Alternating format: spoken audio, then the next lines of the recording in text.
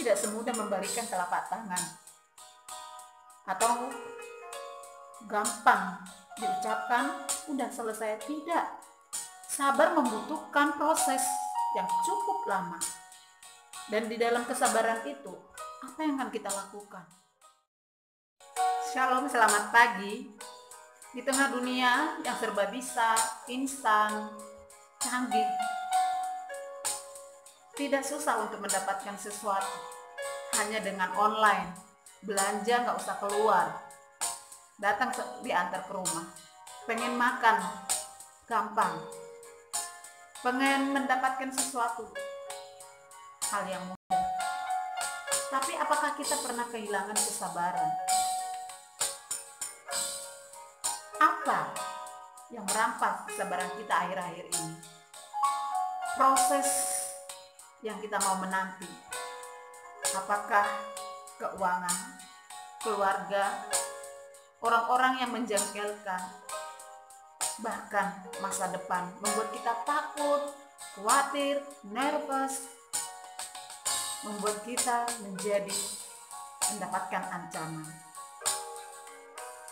Saudara yang terkasih, banyak orang yang kehilangan iman karena ancaman, tantangan, sehingga dia kehilangan kesabaran. Setelah itu dia menyesal. Setelah itu dia berkata, kenapa harus ini hasilnya? Padahal karena ketidaksabaran.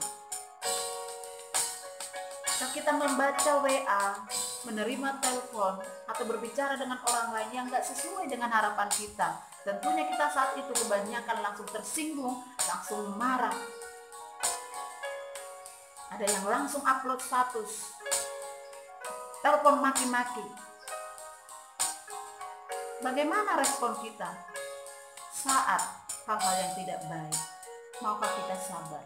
Sabar ialah menguasai diri. Sabar kita mau menunggu seperti kita mengantri.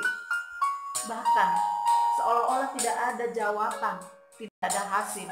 Maukah kita masih bertekun di dalam doa, menguasai diri kita, tidak menyalahkan dia, menyalahkan situasi, atau menyalahkan Tuhan.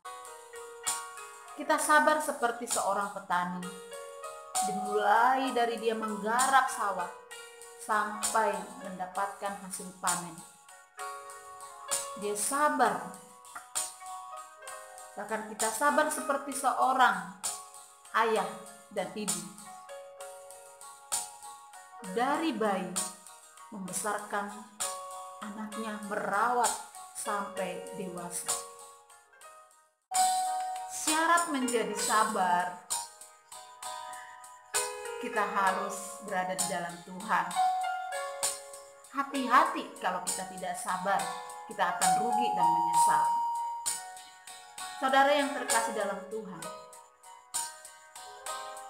dalam Amsal 16 ayat 32, orang yang sabar melebihi seorang pahlawan. Orang yang menguasai dirinya melebihi orang yang merebut kota. Pada zaman itu, syarat bagi pahlawan di Israel bukan hal yang mudah. Mereka orang pilihan, berdedikasi, tidak takut bahaya. Mereka banyak pengalaman, dan untuk mereka berperang, para pahlawan harus sabar menunggu nabi. Mereka harus memberikan korban bakaran dan juga keselamatan. Baru mereka berperang. Saat berperang mereka tidak hanya memakai kekuatan fisik atau dengan mahirnya pakai senjata, tetapi mereka harus menguasai diri, melihat sekitar, dan mengalahkan sekitar dengan kesabarannya, dengan penguasaan diri. Kemahiran menguasai diri dan kesabaran, sehingga mereka pulang menjadi pemenang. Mereka pulang membawa kabar sukacita, dan mereka akan disambut rakyat dan mendapatkan penghargaan.